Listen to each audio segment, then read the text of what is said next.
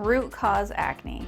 If you're constantly treating a breakout that seems to be appearing in the same spot, especially if it's monthly, we may need to consider if it's hormonal acne. Hormonal acne is something that we're often not thinking about. It often goes undetected, and we're not considering that, again, there is a root cause to our breakouts. We need to address it at the source, sometimes through estrogenic toxins, which we're exposed to every single day. Sometimes it's as simple as getting an estrogenic detox cleanse. Other times, we need to address diet. What is that fried food doing to your skin? There's some things that we should talk about. Are you noticing a monthly breakout? We need to consider your hormones. Hormonal triggers usually are indicated a lot of times often here on the jawline. Did you know that an influx of testosterone can trigger hormonal triggers on your jawline? Now, if we're talking to the ladies, we oftentimes don't see this as a familiar pattern for breakout. For our males, often the case. But hormonal triggers can be something that's dealing with the monthly cycle, and we need to address, again, estrogenic toxins.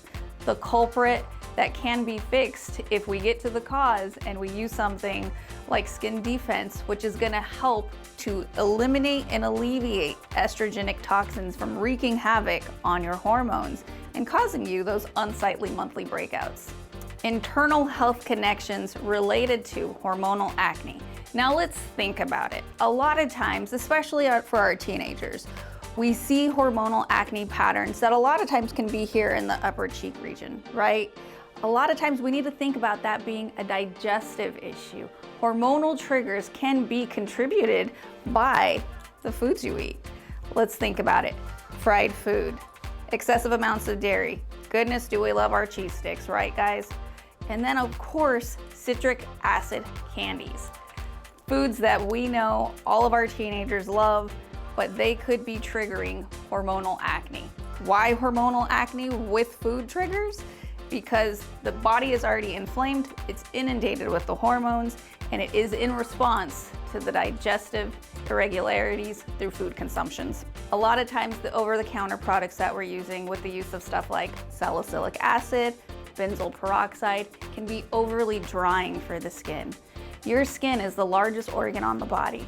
It is a detox organ that is intended and made to purge toxins from within.